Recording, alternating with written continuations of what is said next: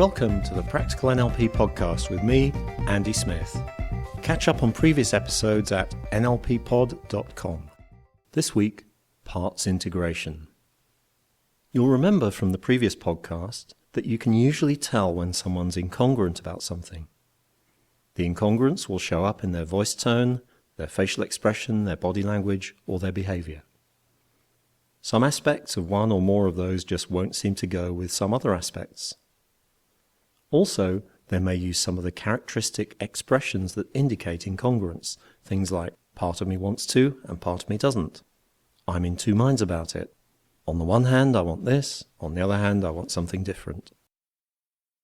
There's a process in NLP called parts integration, or sometimes the visual squash, that we can use to reconcile or heal inner conflicts, including things like values clashes, dilemmas, and sequential incongruence. This is a deep and powerful process which can get dramatic results for a client. As this podcast is more about using NLP for business rather than therapy, in this episode we'll learn it as a process you can use to sort out inner conflicts within yourself. Although if you go on a live training, you'll probably have the opportunity to practice guiding someone else through the process. The idea of parts integration is that sometimes parts of ourselves can form within us.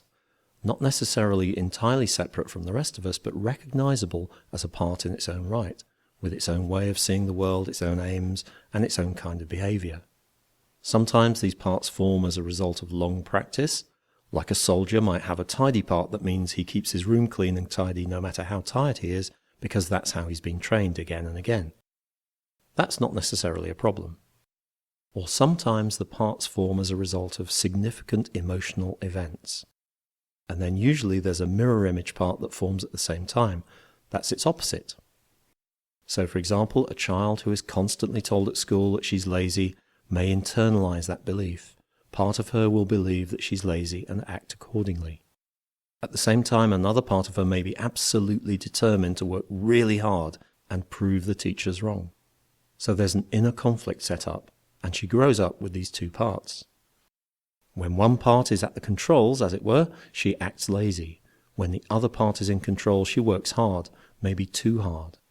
Each part is acting from a positive intention. There's something they're trying to achieve for that person, but they have opposite ways of going about achieving it. Both parts have access to different resources, and as long as they're separate, she won't have access to a full range of choices in any given situation. If one of the parts is responsible for behavior that's judged to be a problem, usually the person will demonize it and wish they could get rid of it. Think of how smokers often talk about their disgusting habit even as they're lighting up and try all kinds of ways to stamp it out.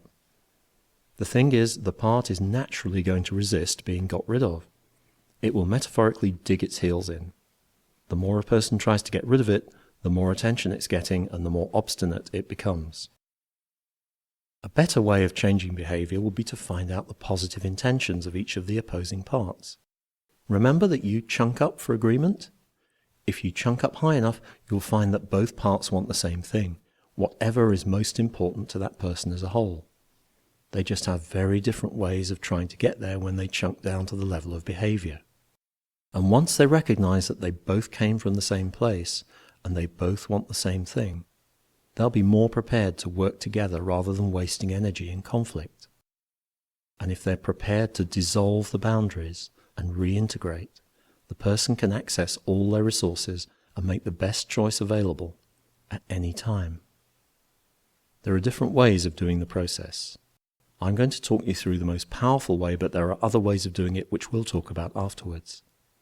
This is a powerful process, so for an issue that's been causing you a lot of problems, please seek out professional help from someone who knows what they're doing, rather than attempting this by yourself. Doing it yourself is fine for everyday dilemmas, but don't attempt serious, deep change work on your own. This method demands the whole of your attention, so please stop whatever else you're doing. You'll probably need a way of pausing the audio at certain points too, bearing in mind that both of your hands are going to be occupied. Maybe you can use a helper to pause and restart it. Maybe you can operate the audio player with your foot, whatever solution works for you. So if you have some inner conflict or dilemma that you want to resolve, try this now. This is also a good process for addressing unwanted habits, feelings, or behaviors.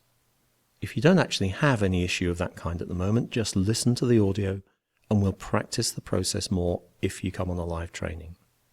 Step 1. Identify the conflict and the parts involved.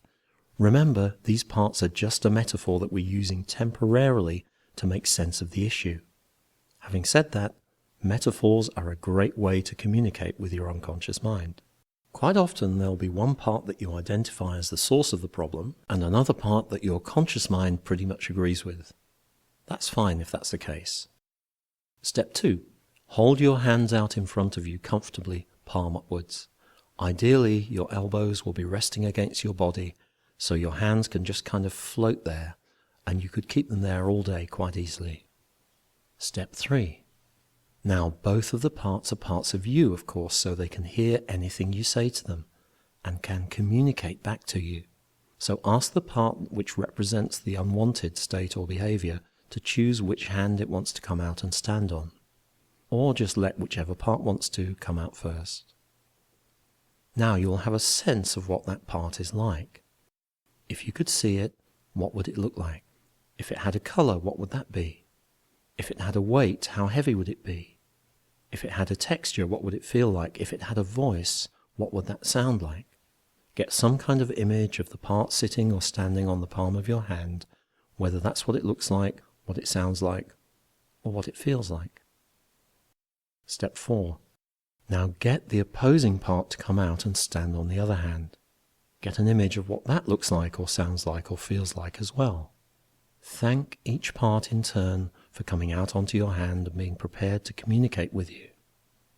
Sometimes just thanking a part is enough to start changing its attitude. Step 5. Now choose one of the parts to start communicating with. This part knows that every behavior has a positive intention because it's been listening to this NLP podcast with you all this time. Ask the part this question in an accepting and non-judgmental way. What is the intention behind what you're doing? And leave some space to listen for the answer. The reply you get may be something you can recognize as positive straight away, or it may not. In either case, ask this question. And what's the highest purpose of that? Or another way of asking would be, what does that get you that's even more important than that? Keep asking that question until you've chunked up to the very highest purpose. Thank the part, and now turn your attention to the other part and repeat the process with that.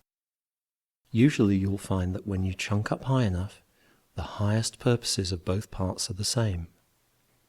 At the very least, you'll find some of the purposes on the way up use the same words or have some similarity. You'll also notice that even if the intention didn't start out as positive, at some point during the chunking up process, something that you can recognize as positive will emerge. Step 6. Ask both parts, do you realize you both came from the same place? Because of course they did. They're both working on the same team. Ask them, do you realize you both ultimately want the same thing? Step 7. Since they both want the same thing, wouldn't it be great if these parts could work together rather than wasting energy in conflict, so they could get what they both want and have been trying to get in their different ways? When the parts realize that they both want the same thing, open a channel of communication between the two hands and allow the two parts to communicate with each other. Now, your conscious mind may not be aware of everything that they say to each other, but you can encourage the communication process in a spirit of reconciliation and healing. And I wonder what's about to happen between those two hands. Step 8.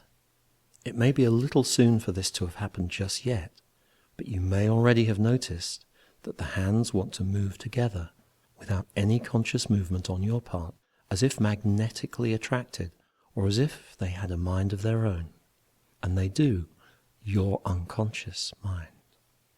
And you'll find that the hands move together now only as quickly as the two parts are prepared to reach out to each other, to embrace, and to merge with each other into one greater wholeness that's more capable of achieving the highest purpose that both parts wanted. Take as long as you need to allow that process to happen. And when your hands have moved all the way together, you're ready for the next step. Step 9. And when you're ready, take that new integrated wholeness back inside you by pressing your hands against your chest and your stomach, and take as long as you need to allow it to rejoin and integrate with the whole of you, all the way through your body. And take a little while to just rest and allow that to happen until you're ready to come back into your normal everyday awareness and deal with the world again. People often feel a bit spacey after this process, so give yourself a minute or two to come back to full uptime.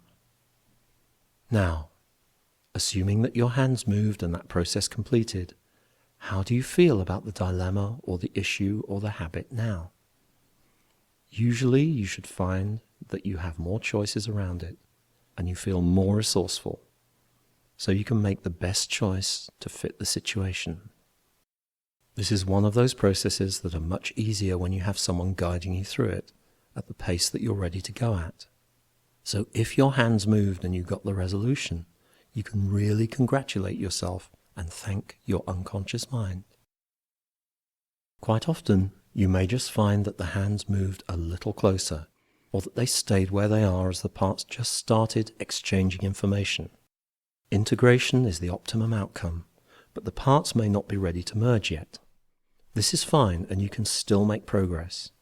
If they end up just a little closer to each other or a little more accepting of each other, you're still better off. Other questions you could use if the parts don't go for integration straight away. What does one part want to say to the other part? What does it want the other part to know? What would it like the other part to do? What would it like the other part to stop doing? Would it be okay to work together so they can get what they both want instead of wasting energy on conflict? And of course, if either part would find it useful to have more options, you could do a 6-step reframe process with it, checking that the new choices are okay with the other part. If you're not going for complete integration in one go, you could use alternative formats. For example, you could assign a chair for each part and sit in one of them to communicate with the part you've associated with it, then move to the other one when you want to communicate with the other part. You could even do the whole exercise on paper. Take some time to associate into each part in turn and write your answers to each question. It's always going to be quicker and easier to have someone who knows what they're doing guiding you through the process. But you can achieve a lot on your own, and that may well be enough. Anytime you're doing an exercise like this, remember at the end of the exercise to reintegrate the parts with the rest of you. That's it for this week's podcast.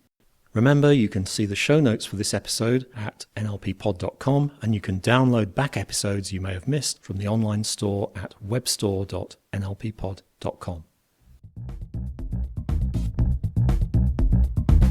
See you next time.